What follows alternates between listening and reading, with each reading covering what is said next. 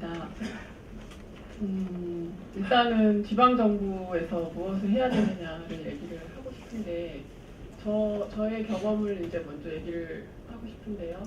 지난주 내내 지방정부에서 뭘 했는지는 이번 주에 좀 움직일 것 같습니다. 시의회에서 뭔가 성명서를 발표한다고 했던 것 같습니다. 그 대신에 제가 이제 말씀드리고 싶은 건 사실은 사건 현장에서 주민들이 어떤 상태고 또 이게 지방 정부의 역할을 못했기 때문에 일어나는 상황이다, 이런 말씀을 저는 오늘 드려야 될 것 같습니다. 환경운동연합에서 이제 사건이 발생이 되면 보통은 주민들께서 내가 어떻게 아픈데 이게 불산 때문입니까? 이런 질문을 어디다 해야 될지 무왕장하신다는 게 가장 큰 문제입니다. 이번 사건에서도 시에다 얘기를 하시는 분들도 있었겠지만 상황실 자체가 화성시에 마련되지 않았기 때문에 제보를 어디다 접수를 해야 되는지 사실은 이 조치를 먼저 해야 된다는 제 의견인데요. 예를 들어서 이제 불산 누출 사고가 언론에 나왔을 경우에 그 당시 바로 지방정부에서 화성시에서는 여기에다 제보를 하십시오라든지 여러 가지 대책을 마련을 해야 되는데 아무 대책이 일단 없었고요. 제가 알기로 가장 크게 움직인 대책은 31일인가요? 화성에서 동탄일동 주민 설명회를 했습니다. 그러니까 그게 입주자 대표 회의였는데 그 입주자 대표 회의 원래 회의 날짜예요. 그날이 마지막 날이니까 그날 삼성을 이제 초청을 하신 거예요.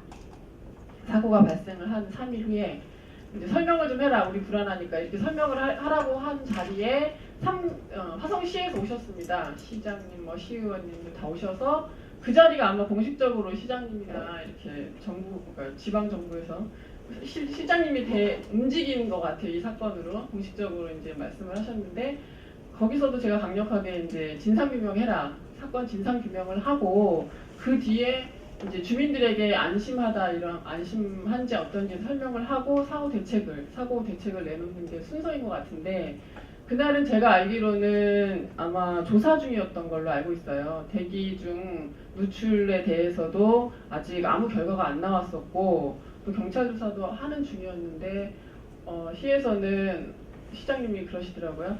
창문 열어도 됩니다. 내일부터 창문 열어도 되고 이번에 것은 산의 에피소드 정도입니다. 안심 마십시오. 이렇게 자신있게 말씀을 하셨습니다. 근데 제가 보기에는 말로 아무리 안전하다고 해도 그게 시기적으로도 절대 맞지 않았고요. 정말 책임이 없는 말씀을 이제 시에서 하셨죠. 그래서 그 뒤로 더 불안이 증폭되셨어요. 그래서 거기에서 어떤 이제 주민이 말씀을 하셨죠. 주민 입장이 사실은 제가 이제 이 자리에서 이렇게 말씀드리면 안 될 수도 있겠지만 세 입자와 또 뭐라 그래야 돼요? 집을 가진 자와 못 가진 자. 어쨌든 입주자 대표회의의 입장과 세입자의 입장이 완전 다릅니다. 현재 지금. 그 입주자 대표회의에서는 시장님의 말씀을 굉장히 믿고 싶어하는 입장이었어요. 예, 빨리 마감합시다. 내일 아침 일간지에 사건 종료라고 알려주십시오. 이렇게 요구를 아예 직접적으로 하셨으니까요. 근데 저희가 이제 조사한 바로는 진상규명이 가장 큰 문제인데 민간합동 조사단도 지금 만들어지지 않고 있고요. 또 그 민간합동 조사단이라는 게 굉장히 필요한 이유가 저희가 이제 삼성에다 비상관리 대응 매뉴얼이 있느냐라고 계속 물어봤었는데 사실은 없더라고요. 그게 왜 그러냐면 제가 이제 여러 가지로 많이는 모르지만 산업안전보건법상에서 자체 보고서를 쓰려면 이게 유해 물질이어야 되는데 불산이 60% 이상이어야 유해 물질이거든요. 근데 주민 설명회에서도 계속 삼성은 자기네는 49%였다고 굉장히 강조를 했습니다. 이번 불산은 49% 희석액입니다. 이렇게 계속해서 강조를 하셨거든요. 그래서 이 주민의 알 권리를 금방 말씀을 하신 게 굉장히 인상적인데요. 주민들이 모릅니다. 60% 이상의 법이 있기 때문에 이 사람이 49%를 강조하고 있구나. 이걸 도대체 모르고요. 49%면 별로 위험하지 않은 거죠. 그리고 용액이니까 별로 밟거나 튀거나 이렇게 눈에 들어가거나 화상이 이러면은 괜찮은 거죠. 이렇게 얘기를 하시는데 제대로 말씀을 안 하셔요. 불산은 19.8도에서 끓습니다. 실내 온도가 23도였었어요. 그 당시에. 실내 온도가 23도였으면 이미 가스로 다 자욱해졌다고 그랬거든요. 2차적으로 그 사망하신 분께서 들어가셨을 때 이미 방안이 자욱했다. 그 정도로 다 가스로 된 건데 자꾸 불산 용액이 희석액 49%였다를 강조를 하시거든요. 이거는 주민을 우롱하는 자세인데 아무도 몰라요. 예, 그런 거에 대해서 모르기 때문에 그렇게 막말을 하시는 거거든요. 그래서 제가 봤을 때 일단은 지방 정부는 알아야 됩니다. 시민도 알아야 되지만 시장이 모르기 때문에 그런 말을 한 거라고 저는 생각을 하거든요. 그 당시에 그 방이 격리된 방도 아니고 밀폐된 방도 아니었어요. 그래서 저희한테 제보를 하시거나 물어보시는 분들 중에 가장 크게 궁금한 게 그 방이 삼성 측에서는 따로 있었다고 하는데 그게 격리입니까? 그게 밀폐죠? 이렇게 물어보세요.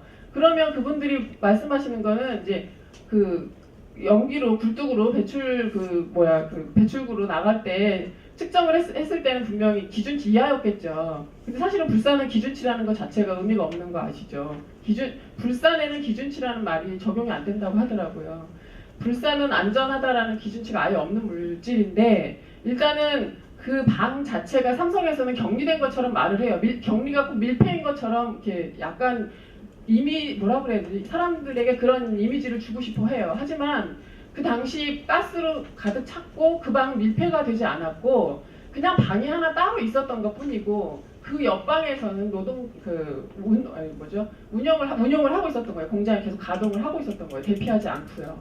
그러니까 지금 불산에 대해서 모른다라는 어떤 그런 변명을 하는 건지 모르겠지만 화성시에서는 굉장히 무지한 상태였습니다. 화성시도. 그래서 삼성에서의 49%라는 말만 믿고 그러면 희석액이니까 물질이 또 뭐 툭툭 떨어졌다 이 말을 계속 강조하시거든요. 설명회에서도 뚝뚝 떨어졌다를 계속 강조하시면서 뭐 여기 점선에서 울려가지고 뭐 벨도 울리고 막 이랬다는 거예요. 왜냐하면 이 뚝뚝 떨어졌다라는 걸 강조해야만 사람들은 이게 가스가 아니구나라고 생각을 하시거든요.